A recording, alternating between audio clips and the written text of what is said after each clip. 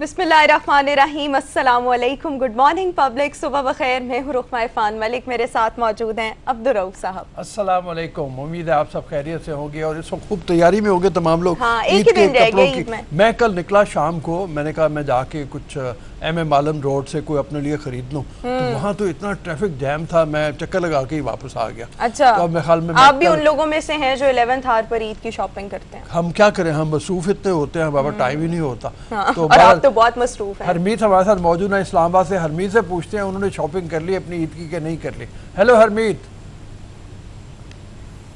जी, अस्सलाम वालेकुम, good morning Rauf साहब एंड रुमा। शॉपिंग की बात कर रही है तो शॉपिंग तो भाजी पहले वीक में हो गई थी, लेकिन अब अगर इस्लामाबाद की बात करें तो आपने इस तरह कहा कि लाहौर में बड़ी रश है, लेकिन हम इस्लामाबाद वैसे इसके बारे में ये भी कहा जाता है कि मुसाफिरों का शहर है। तो यहाँ पे आप देखेंगे कि बिल्कुल अब सन्नाटा छाने वाला है, बल्कि हो गया है और शहर तकरीबन खाली हो चुका है। लोग अपनों के साथ ईद मनाने के लिए निकल चुके हैं, तकरीबन निकलने वाले भी हैं। तो यहाँ पे तो सूरत हाल बिल्कुल चेंज होती है। तो यहाँ पे इतना मसला नहीं होता शॉपिंग का जिस तरह लाहौर, क्योंकि लाहौर में ज्यादा एक्साइटमेंट, और दूसरी बात यह कि वहाँ पे ही मुकामी लोग हैं।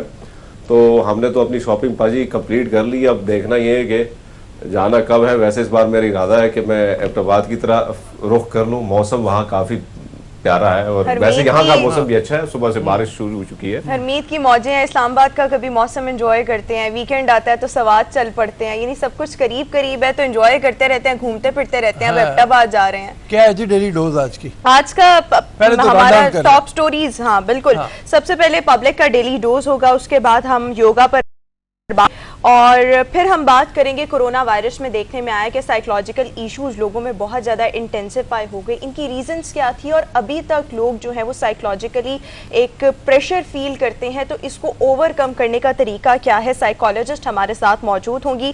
फिर इस साल ईद पर रिलीज होने वाली मूवीज कौन कौन सी हैं इस पर बात करेंगे। फिर एक मूवी रिलीज हो रही है मैडम ई पटाहा के नाम से, बड़ा डिफरेंट सा नाम है, इसकी तो कास्ट हमारे साथ मौजूद होगा। बिल्कुल, वो पटाखा आज हमारे साथ शो में मौजूद होगा। आगे बढ़ेंगे शो में और बात करेंगे सोशल मीडिया पर खवातीन को जो हरासमेंट का सामना है, इसकी क्या वजह है और इसको किस तरह से अवॉइड किया जा सकता है, सॉल्यूशंस पर भी हम बात करेंगे। और आखिर में हम बात करेंगे अफगान हुकूमत और तालिबान के दरमियान जो मुज़ाकरात थी उसमें जो पेशरफ्त होने वाली थी वो ख़त्म हो गई है और ईद का मौका है, लेकिन ईद से पहले बाज़ाब्ता तौर पर किसी भी किस्म की जंग बंदी का कोई ऐलान नहीं किया गया। तो ये तो थी आज की हमारी टॉप स्टोरी। सबसे पहले आज की जो अहम तरीन खबर है वो ये है, जनाब के मनासिक हज की अदायगी का आगाज़ हो चुका है। अपने आज़म वकूफ़े अरफा आज अदा किया जाएगा। आज़मीन हज मैदाने अरफात पहुंचना शुरू हो गए हैं। आज़मीन हज नमाज फजर के बाद मिना से मैदान अरफात रवाना हुए और मस्जिद नमरा में शेख बंदर बिन अब्दुल अजीज़ खुतबा हज देंगे। आज़मीन अपना वक्त नमाज, तस्बीह, तकबीर और तलबिये की कसरत करते हुए गुजारेंगे। हुज्जाज जो हैं वो जोहर और असर की नमाजें एक वक्त में कसर करके पढ़ेंगे। गरूब आफ्ताब के बाद नमाज मगरिब अदा किए बगैर हज्जाज कराम मुज़ल्फ़ा रवाना हो जाएंगे। मुज़ल्फ़ा में हज्जाज मगरिब और इशा की नमाजें एक अजान और 2 तकबीरों के साथ अदा करेंगे।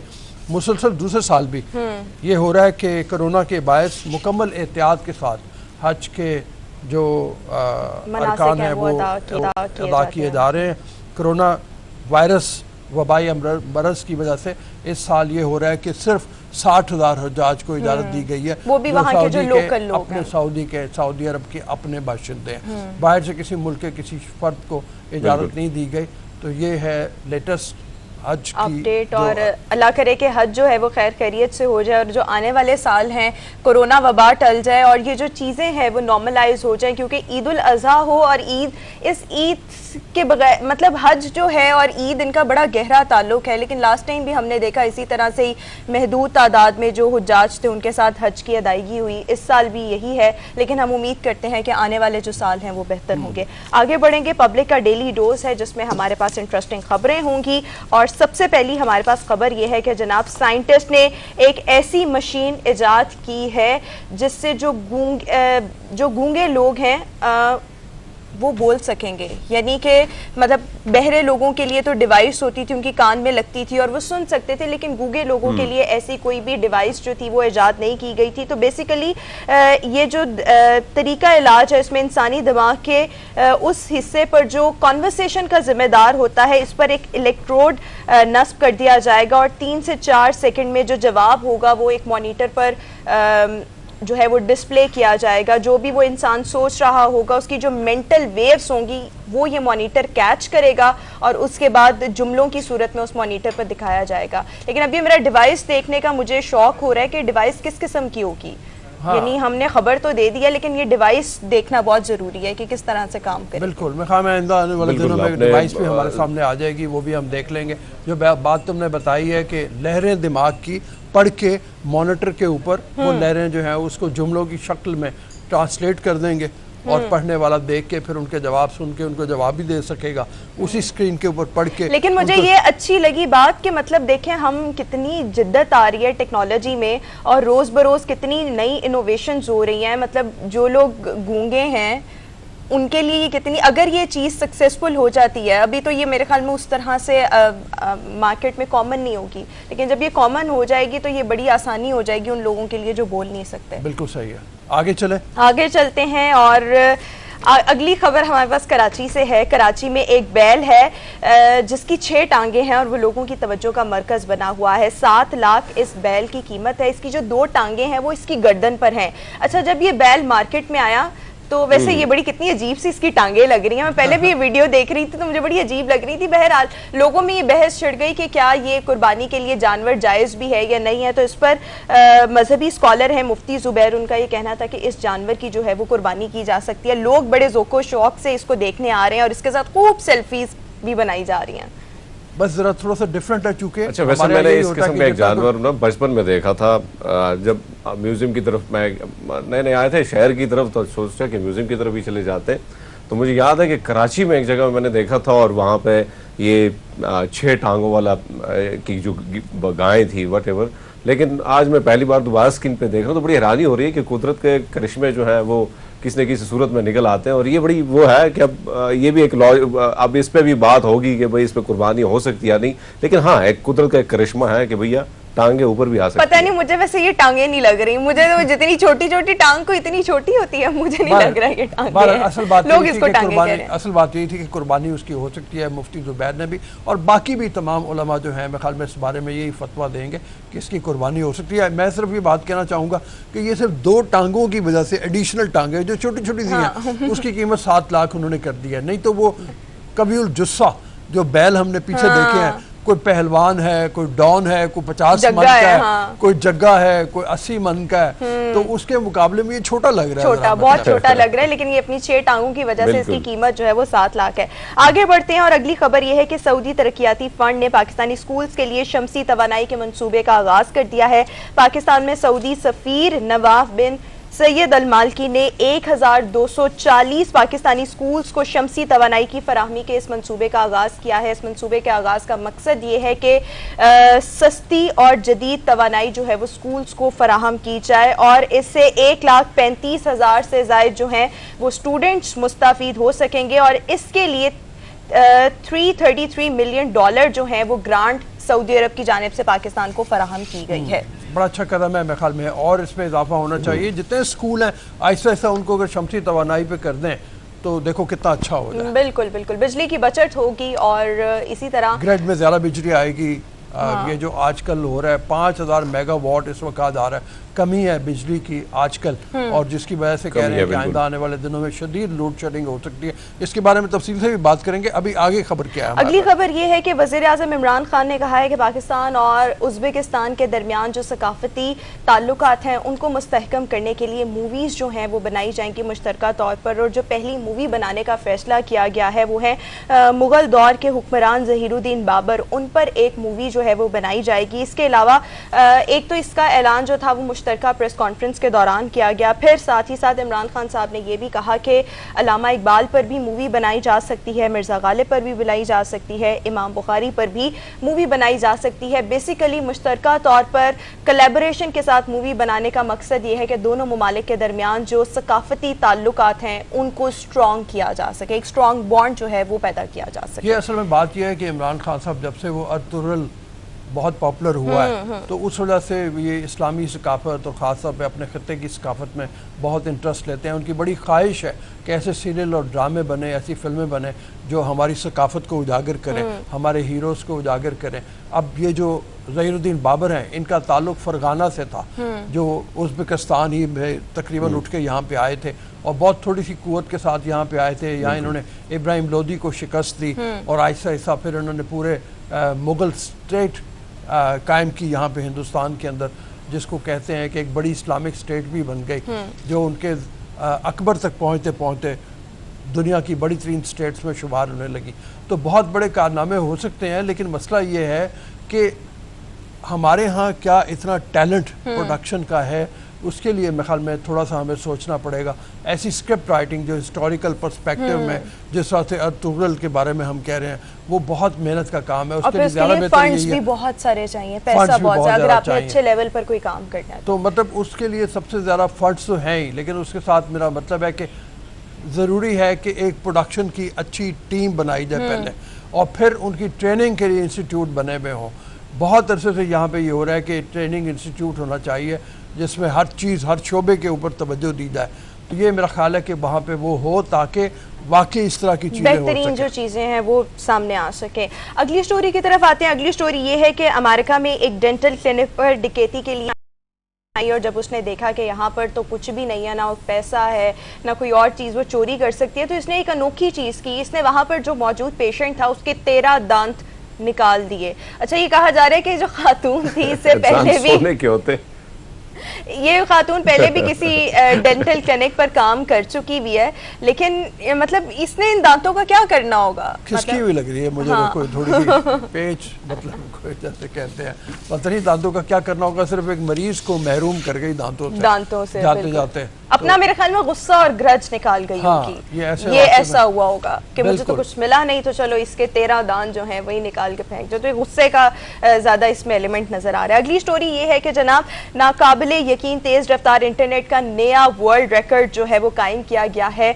जापानी इंजीनियर्स ने ऑप्टिकल फाइबर के जरिए 319 टेराबाइट्स फी सेकंड्स की नाकाबिले यकीन रफ्तार से डेटा ट्रांसफर करने के हवाले से जो नया आलमी रिकॉर्ड है वो कायम किया है। और अगर हम इससे पहले की बात करें तो ऑप्टिकल फाइबर से जो तेज रफ्तार तरीन डेटा ट्रांसफर किया गया था, इसका साबका आलमी रिकॉर्ड जो है वो 178 टेराबाइट्स फी सेकंड्स का था, जो पिछले साल यूनिवर्सिटी कॉलेज ऑफ लंदन के इंजीनियर्स ने बनाया था। So this is something amazing. मतलब बहुत अप्रिशिएबल है। मतलब दुनिया में जितनी स्पीड होगी, और अल्लाह करे कि हमारे यहाँ भी स्पीड बढ़ने लगे। हमारे यहाँ तो इतना स्लो होता है डेटा ट्रांसफर, हमारे यहाँ पे नेट की स्पीड ही बहुत ज़्यादा। अगर किसी के पास बड़ा मुश्किल होता है कि एप्लीकेशन भी खोले। अगर आप सर, चलो हम शहरों की बात कर लेते हैं, शहरों में तो चलो कुछ गुजारा हो रहा है, लेकिन आप देहात की तरफ जाते हैं, जब मुख्तलिफ इलाकों, जो मज़ाफ़ाती इलाके हैं वहाँ पे जाते हैं, तो यकीन माने कि इंटरनेट ना होने के बराबर बेचारे जो अभी इंटरनेट जो ऑनलाइन सर्विस थी, क्लासेस थी, उसमें बेचारे स्टूडेंट को बड़ा मसला था बहुत ज़्यादा, क्योंकि हमने हमेशा पब्लिक के प्लेटफॉर्म से बात सामने हम लेके आए, लेकिन उसी तरह अमल तो नहीं हुआ। लेकिन ये है कि बच्चों को बड़ा मसला था। इवन वहाँ पे अब जाए तो इंटरनेट ना होने के बराबर है। अब दुनिया बड़ी तेज़ी से जा रही है भाई, लेकिन अल्लाह करे कि हम भी उसी तेज़ी से जाएं जहाँ दुनिया निकल रही है। तो क्योंकि आजकल के दौर में इंटरनेट की ज़रूरत हर बंदे को है, बल्कि हर डिपार्टमेंट में, हर इदारे को है। हाँ बिल्कुल, इंटरनेट जो है वो आजकल की ज़रूरत बन चुका है, और इसके बगैर जो ज़िंदगी का तसव्वुर है वो नामुमकिन है। तो अच्छी स्पीड वाला इंटरनेट जो है वो लाजमी होना चाहिए। और जिस तरह से हरमीत ने कहा कि शहरों में तो ये फैसिलिटी हमें मिल जाती है, लेकिन जैसे ही हम देहाती इलाकों की तरफ जाएँ, नॉर्दर्न एरियाज़ की तरफ जाएँ, वहाँ पर इंटरनेट का इशू जो है वो बहुत ज़्यादा हो जाता है और इंटरनेट बिल्कुल काम नहीं करता। तो आई होप कि पाकिस्तान में ये चीज़ें जो है with the passage of time Aahista Aahista improve हो जाए। अभी हम शो में एक ब्रेक शामिल कर लेते हैं। एक ब्रेक के बाद वापस आएंगे, कुछ मजीद मौज़ूआत को आपके साथ डिस्कस करेंगे, आपके सामने रखेंगे। Stay with us.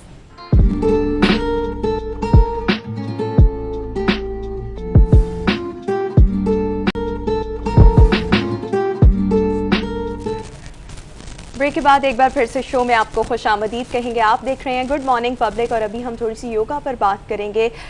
योगा जो है जिसके ज़रिए बहुत से इश्यूज जो हैं वो सॉर्ट आउट किए जा सकते हैं, बहुत सी बीमारियों को जो है ट्रीट किया जा सकता है। आज हम एक बड़े अहम मौजू पर बात करने वाले हैं कि बढ़ती उम्र के असरात को किस तरह से रोका जा सकता है योगा करके, मतलब योगा की टेक्निक्स जो हैं वो यूज़ करके। तो योगी नईम हमारे साथ मौजूद है। Naeem, thank you so much, welcome to the show. Thank you.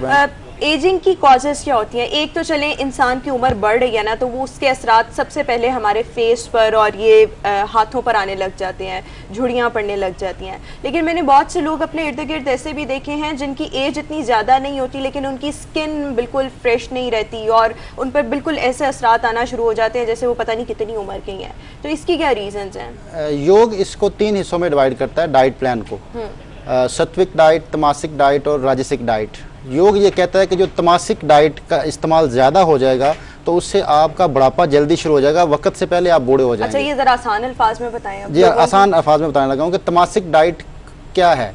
हर वो खुराक जिसको बार बार ठंडा और गर्म किया जाए, टेम्परेचर जिसका चेंज हो, जैसे हम फ्रोजन चीज़ें ज़्यादा खाना शुरू हो गए हैं, पैकिंग की चीज़ें इस्तेमाल करना शुरू हो गए हैं, इसीलिए वक्त से पहले बुढ़ापा आना शुरू हो गया। योग सदियों से कह रहा है कि जब आप टेम्परेचर चेंज करेंगे खुराक का बार बार, एक दफ़ा पका लिया, उसको ताज़ा नहीं खाया, उसको बाद में फ्रिज में रख दिया, फिर ओवन में गर्म किया, फिर रख दिया, फिर ओवन में गर्म किया, जिस खुराक का टेम्परेचर वो कोई भी हो उसको टेम्परेचर को बार बार तब्दील करेंगे, उससे आपको बुढ़ापा जल्दी आएगा। तो अगर हम वक्त से पहले बूढ़ा नहीं होना चाहते तो हमें फ्रेश खाना होगा, हमें ताज़ा पका के ताज़ा खाना होगा। उसमें थोड़ी सी खवातीन की मेहनत ज़रूर है, लेकिन ये कि उससे फिर बुढ़ापा दूर हो जाता है। खवातीन की क्या, मर्दों को भी थोड़ा सा बढ़ चढ़ कर हिस्सा लेना चाहिए कुकिंग में, लाजमी करनी चाहिए। वो तो घर के काम सबको करने चाहिए, लेकिन फिर भी ओवरऑल हमारे माशरे में ज़्यादा कुकिंग तो खवातीन के ही जिम्मे आती है, जिसकी वजह से जो किचन का काम जो है वो कम करने के हवाले से हमने फ्रिज और ओवन का इस्तेमाल ज़्यादा बढ़ा दिया और पैकिंग की चीज़ों पर हमने फोकस कर लिया। ताज़ा चीज़ें खाने से हम परहेज करते हैं, हमें कोशिश होती है कि जो चीज़ तैयार मिल जाए। सिर्फ ये एक ही रीजन है, अगर अपनी खुराक को बेहतर कर लिया जाए तो बढ़ती उम्र के असरात को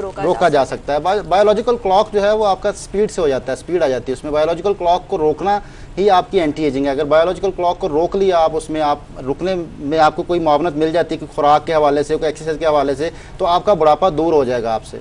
आप योग जो है, योग के मुताबिक हर इंसान की 120 साल उम्र है योग के मुताबिक।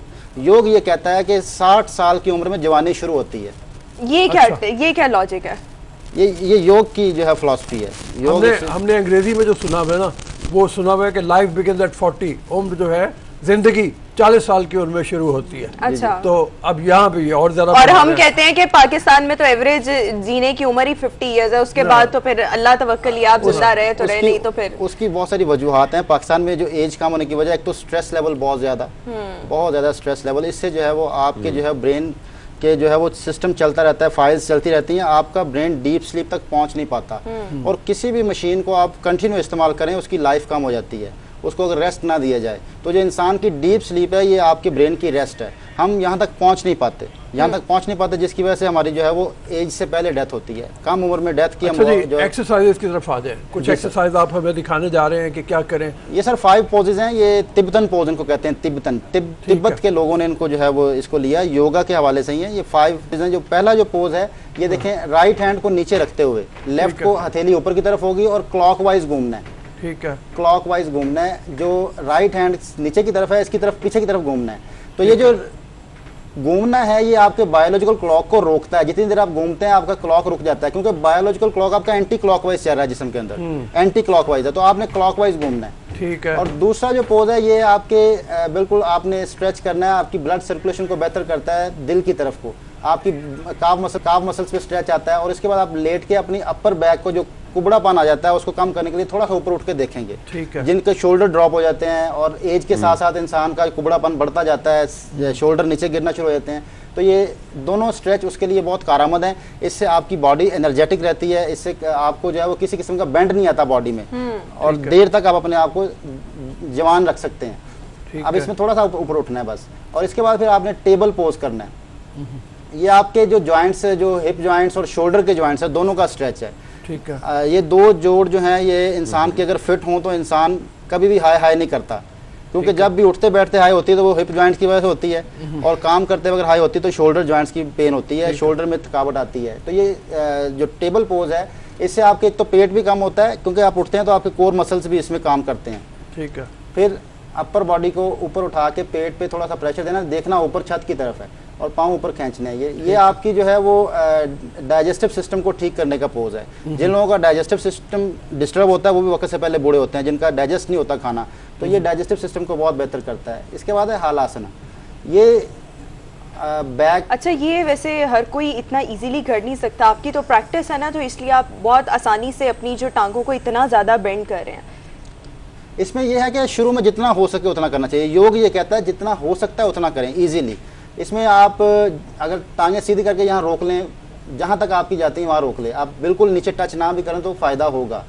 तो ये बड़ा, ये लिवर फंक्शन को बहुत अच्छा करता है। ये जो पोज है ये लिवर फंक्शन के लिए बहुत बेहतरीन अच्छा, यानी कि ये जितनी भी एक्सरसाइजेज आप बता रहे हैं ये एजिंग को रोकती हैं। ये मर्दों और खवातीन दोनों के लिए इक्वली इम्पोर्टेंट है, बेनिफिशियल। ये जो आपने बताई है, फिर हमेशा मैं पूछता हूँ मतलब उसके बारे में कि ये कितनी दफा कितने मिनट करना है तकरीबन इसका जो कुलिया है, पहली एक्सरसाइज हो गई, आपने ये किया, राइट हैंड नीचे है, लेफ्ट ऊपर की तरफ, राइट हैंड नीचे है, लेफ्ट ऊपर की तरफ है, और ये करके आपने जी राइट साइड पीछे जाना है, राइट साइड पीछे की तरफ, इस तरफ घूमना है जी, क्लॉकवाइज घूमना है। ठीक है, क्लॉकवाइज घूमना है। और ये कितनी देर घूमना है? 21 टाइम।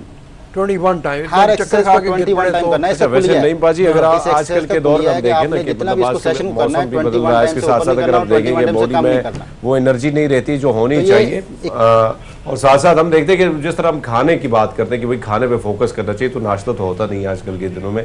तो फिर अगर कोई हमारी तरह कोई ऑफिस में काम करता है या जहाँ पे जारी बात है कि वहाँ पे भी आप वनूदगी छा जाती है, तो कैसे भगानी है योगा के जरिए आप दोबारा एक्टिव और एनर्जेटिक नजर आए? गनूदगी काम करना चाहते हैं, ऑफिस में बैठे हैं आप, बिल्कुल आप जब थक जाते हैं तो आप मेंटली एग्जॉस्ट होते हैं। ऑफिस में बैठे जितने लोग भी काम करते हुए थकते हैं वो मेंटली एग्जॉस्ट होते हैं। तो उसके लिए बहुत बेहतरीन है कि आप चेयर पे बैठे ही अपने टेक लगाएं और आंखों को आप ब्लिंक करना शुरू करें आहिस्ता आहिस्ता, बहुत आहिस्ता से, और आंखों को घुमाना शुरू करें, क्लॉकवाइज आई बॉल को घुमाएं, ठीक है, और एंटी क्लॉकवाइज घुमाएं।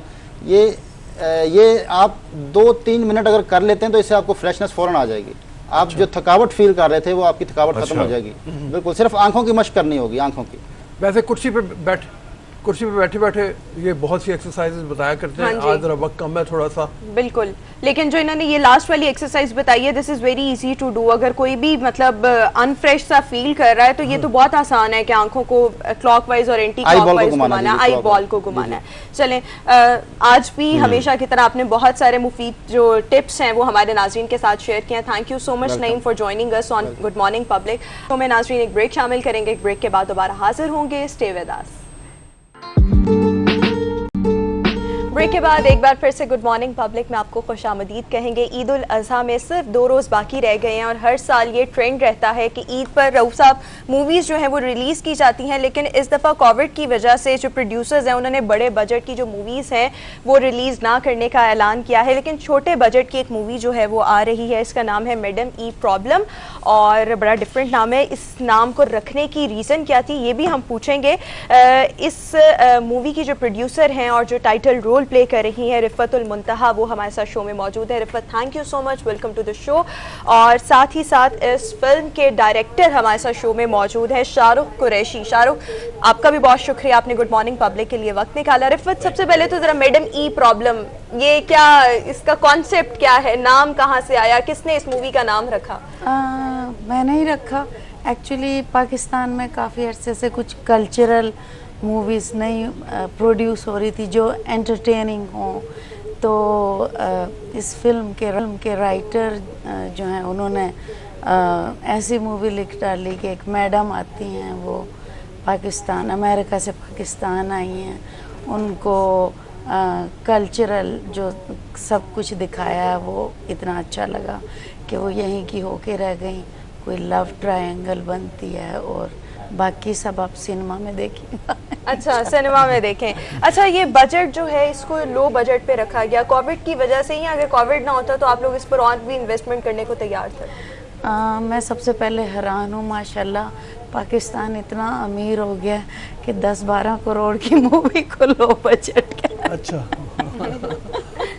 तो बिल्कुल जी ज़रूर, अगर कोविड ना होता तो पब्लिसिटी पे ज़रा हम ज़्यादा। अच्छा, नाम से ऐसे लग रहा है मैडम ई प्रॉब्लम, जैसे वो जो खातून है या तो वो प्रॉब्लमेटिक होंगी या उनके अपने साथ कोई प्रॉब्लम हुई होगी, कुछ इस तरह से नाम से तो ऐसे ही लग रहा है। जी जी, सबके लिए प्रॉब्लम है।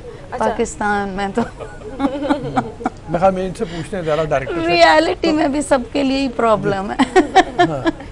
स्क्रिप्ट लग रहा है, हालात से बिल्कुल लग रहा है कि मूवी के हालात। अच्छा वैसे रोहमा, हाँ, मेरी अगर आवाज आप लोगों तक आ रही है? बिल्कुल आ रही है।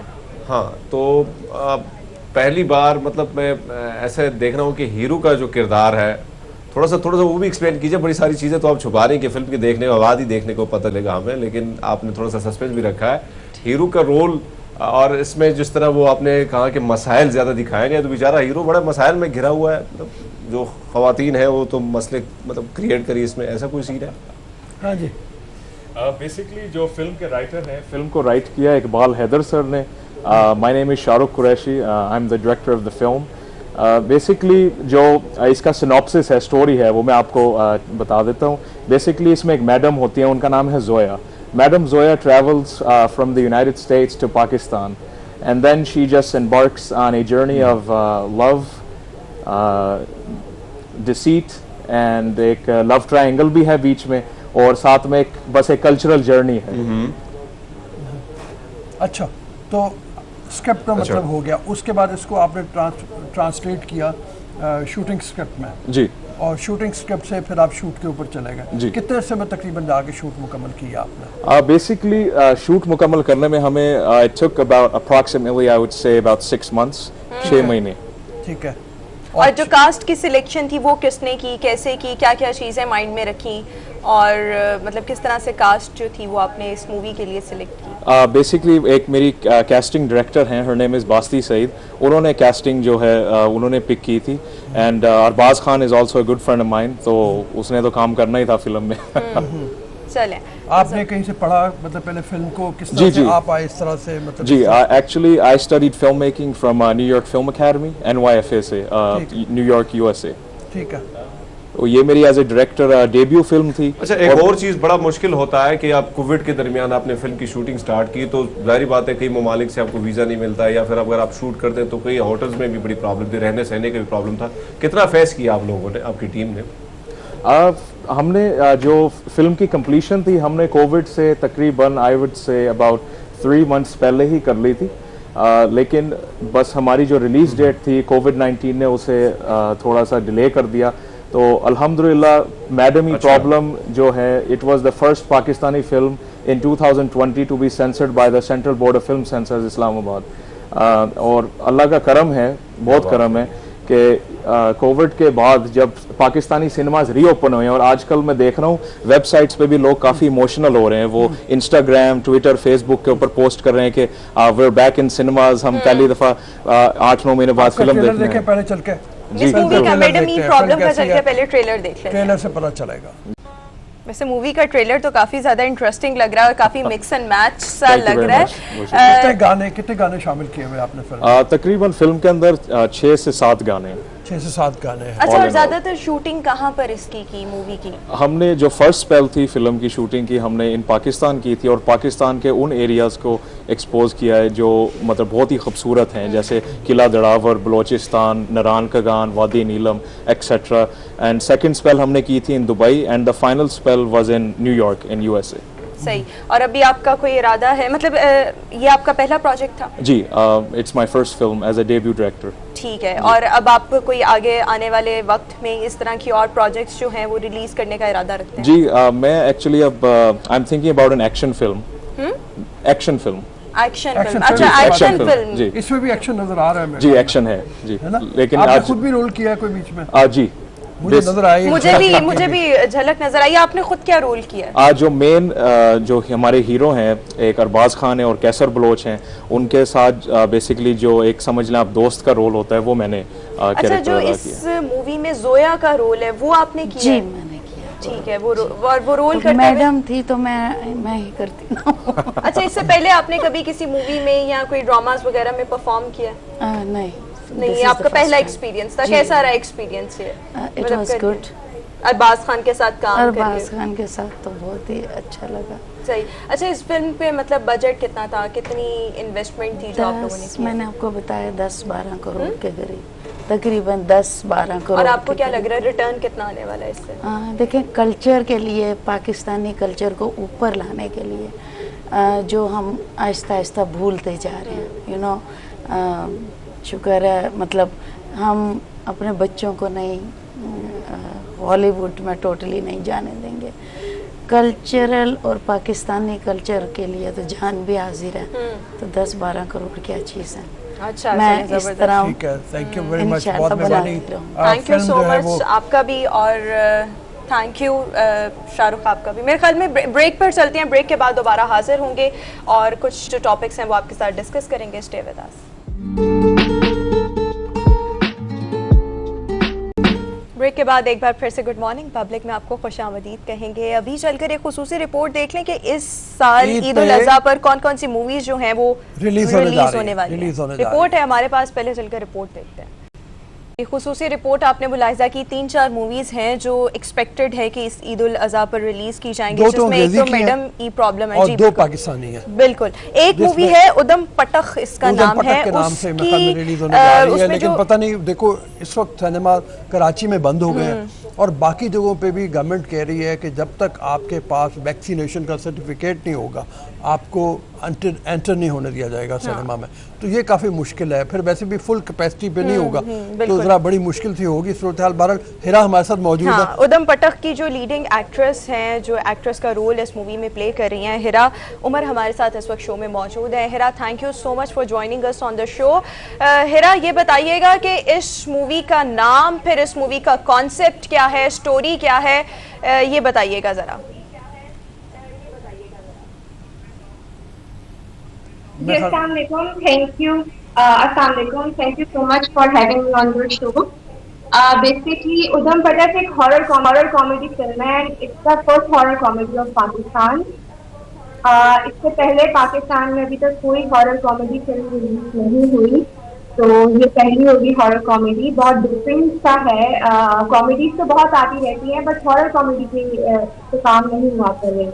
तो हिरा, ये जॉनरा सिलेक्ट करने की क्या वजह? एक तो ये हो गई कि आपने कहा पाकिस्तान में इस तरह की फिल्में नहीं आती, दूसरी ये है कि आप ये कह रही हैं कि मुनफरद इस हवाले से हो जाएगी कि हॉरर है और कॉमेडी है, तो आपका ख्याल है ये काफ़ी है? और फिर दूसरी बात यह है कि इस ईद पे आप रिलीज़ नहीं अब कर रहे, तो फिर कब रिलीज़ करेंगे इसको? नहीं, इसका प्लान तो यही था, अनाउंस भी हो चुका था कि इसको ईद पे रिलीज किया जाएगा, क्योंकि लोग प्रेफर करते हैं कि ईद पे इस तरह की चीजें देखना, कि कॉमेडी हो, थोड़ा सा एंटरटेन हो, ईद के मौके पे अच्छा रहता है इस किस्म का कंटेंट। तो अनाउंस कर दिया गया था इसकी ईद पे रिलीज का, बट अभी फिर से गवर्नमेंट की अनाउंसमेंट आई है कि सिनेमास बंद हो रहे हैं due to the rise in COVID cases. तो अब यही है कि जैसे ही सिनेमास खुलेंगे, चाहे वो ईद के बाद खुलें, तो फिल्म को रिलीज कर दिया जाएगा। अच्छा हिरा, ये बताइएगा कि इस मूवी में आपका रोल क्या है? मैं और फैजान शेख इसमें लीड कर रहे हैं। तो जैसे कि मुझे इस फिल्म में दिखाया गया है कि मैं एक यंग लड़की हूँ जो कि एक रियलिटी शो होस्ट कर रही हूँ एक लोकल न्यूज चैनल के लिए। बाकी जानने के लिए आप लोगों को फिल्म देखनी पड़ेगी। अच्छा, जिस तरह से कैरेक्टर की। ठीक है, हाँ, आपके साथ फैजान शेख हैं जो लीड रोल कर रहे हैं, और जैसे जैसे नज़र आता है वो बेसिकली 3 दोस्तों की कहानी है जो हमने ट्रेलर से आपके जज किया है। 3 दोस्त हैं, वो ये एनकाउंटर करते हैं जिसमें एक लड़की भी है, तो ये कहानी इस तरह से है कुछ?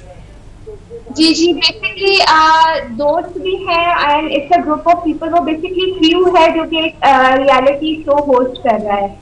जैसे एक प्रोग्राम हो रहा होता है तो उसका पूरा क्रू होता है ना, तो वो सारे लोग हैं उसमें।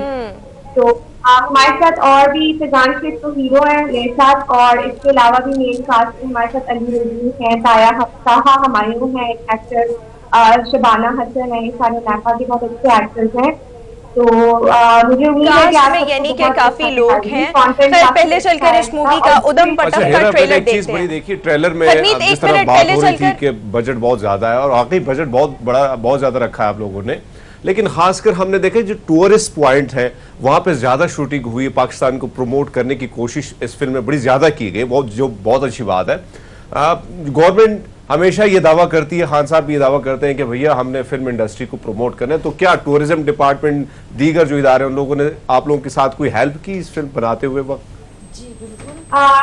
नहीं, ये बिल्कुल इंडिपेंडेंट फिल्म है और किसी चैनल की भी बैकिंग नहीं है। तो इन्होंने अबू लेहा का बहुत ब्रेव डिसीजन था इस तरह से फिल्म बनाना कि किसी चैनल की तरफ से बैकिंग नहीं थी इस फिल्म के लिए। बट ये कि उनको अपने कंटेंट से काफी ज्यादा मतलब यकीन है कि लोगों को पसंद आएगा, तो इस वजह से उन्होंने फिल्म बनाई।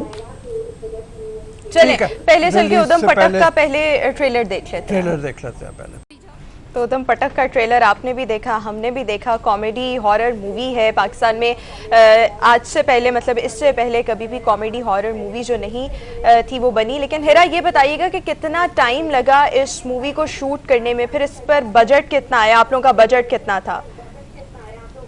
मुझे बजट की एग्जैक्ट डिटेल्स तो नहीं पता कि बट ये कि हमें 1 महीना लगा इस मूवी को शूट करने में।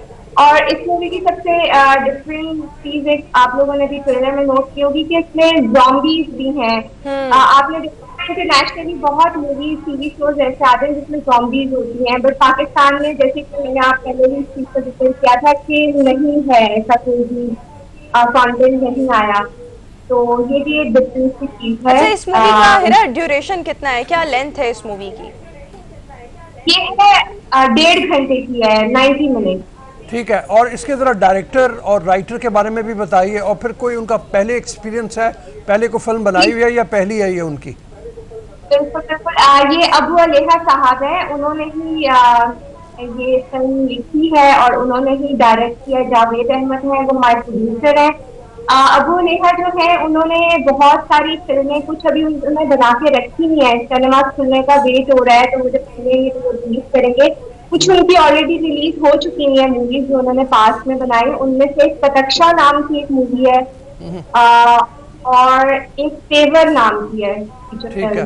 तो ये दो जो हैं ये पास में आ चुकी हैं, बट अभी एक और फिल्म उनकी जिसका ट्रेलर आ चुका है, शीनू गई के नाम से है। वो एक बाइकर गर्ल के ऊपर बनाई थी है उन्होंने। उसका ट्रेलर यूट्यूब पे आप लोग देख सकते हैं। तो वो और हमारी जो फिल्म है उदम पटक, ये दोनों फिल्में रिलीज के लिए तैयार हैं। इसके अलावा भी वो 2 फिल्मों पे काम कर रहे हैं जो कि मुझे नहीं पता कि वो कब रिलीज होगी। बेस्ट ऑफ लक, अल्लाह करे कि जब आपकी मूवी आए तो अच्छा बिजनेस करे। थैंक यू सो मच हिरा, और थैंक यू सो मच आप और Shahrukh, thank you so much, आपने भी हमें शो में ज्वाइन किया। आप लोगों के लिए भी बेस्ट विशेस कि आपकी भी जो मूवी है जब रिलीज हो तो अच्छा बिजनेस करे। नाज़रीन, अभी हम शो में एक ब्रेक शामिल करेंगे, एक ब्रेक के बाद वापस आएंगे। Good morning public.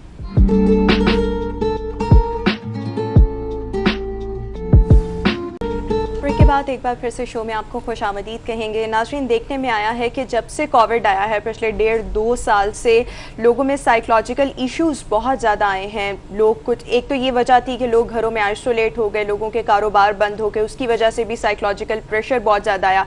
फिर जितने भी तफरीही मकामात थे, रेस्टोरेंट्स हो गए या इसके अलावा और भी जितने भी मकामात थे, वो ऑफ एंड ऑन कभी खुलते रहे कभी बंद होते रहे। तो लोगों के लिए अपने जो एंटरटेनमेंट था उसका कोई सोर्स नहीं बचा और बहुत से लोग स्ट्रेस, एंजाइटी और डिप्रेशन का शिकार हो गए। इसकी और रीजंस क्या थी, इस पर हम बात करेंगे। साइकोलॉजिस्ट उम्मे रोमान हमें शो में ज्वाइन कर चुकी हैं। Umme Roman, thank you so much, welcome to the show. कुछ तो रीजंस मैंने आपको बता दी, अग्री करती हैं कि यही रीजंस थी या आपके ख्याल में और भी रीजंस थी जिसकी वजह से हमने देखा कि कोविड में बहुत से लोग बहुत ज़्यादा स्ट्रेस्ड, बहुत ज़्यादा एंजाइटी का शिकार हुए?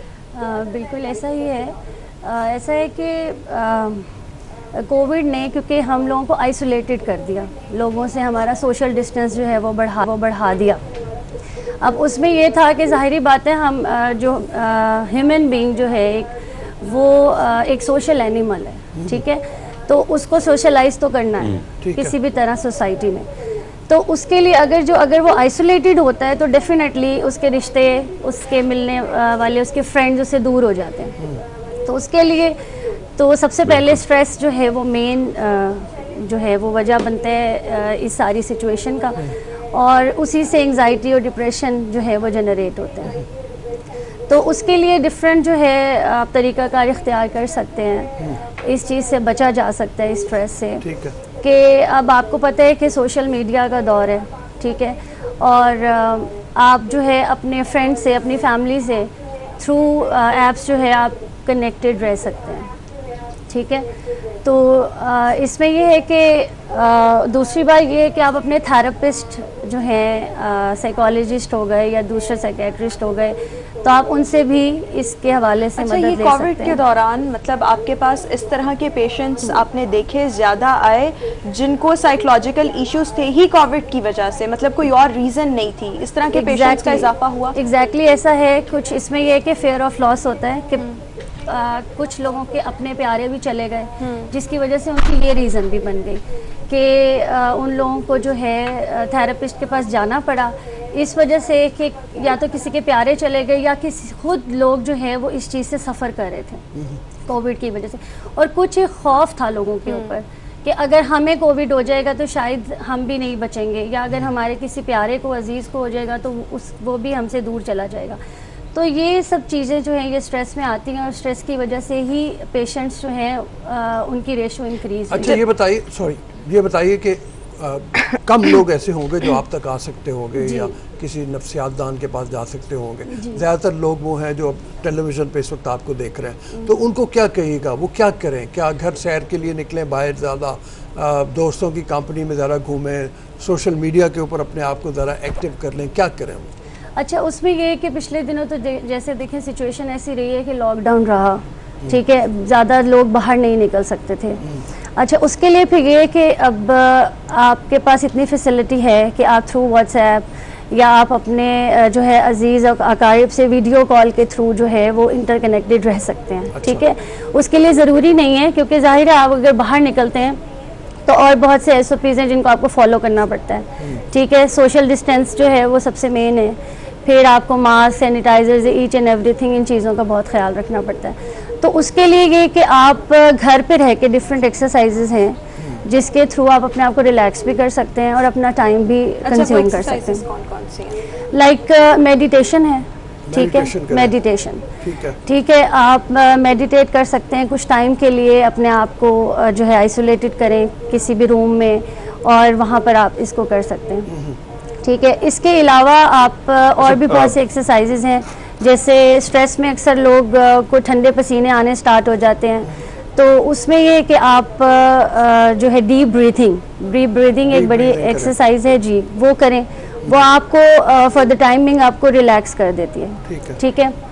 इसके अलावा जो है और डिफरेंट एक्टिविटीज़ आप अपने आप को जो है न्यूज़ वगैरह से दूर रखें, क्योंकि उसमें ये होता है कि आप जितना ज़्यादा सुनते हैं किसी खबर को तो वो आपके जहन पे ज़्यादा असर होती है। जैसे अगर आप कोविड के हवाले से देखें कि डेथ रेशोज अगर आप उनके बारे में सुन रहे हैं। अच्छा, मैं आपसे ये पूछना चाह रहा हूँ कि इस वक्त अगर हम देखें कि दुनिया की हर तीसरा शख्स जो है कोरोना वायरस का जो शिकार हुआ या नहीं हुआ, लेकिन वो मुतासर हो चुका है, जहनी तनाव जो है बढ़ता जा रहा है। अब ऐसे में आप तो हमने देखा कि कोरोना वायरस से बचाव के लिए एक मुहिम तो चल रही है, हर जगह चल रही है, क्या ऐसे में इस हवाले से जो स्ट्रेस है इस हवाले से भी कोई मुहिम चलानी चाहिए? क्योंकि बहुत सारे लोग हम देखते हैं कि वो डॉक्टर से कांटेक्ट भी नहीं करते, वो बताते भी नहीं है, बस अपने आप वो सारी चीज़ खुद से जाते हैं और डिप्रेस और मजीद डिप्रेस हो जाते हैं।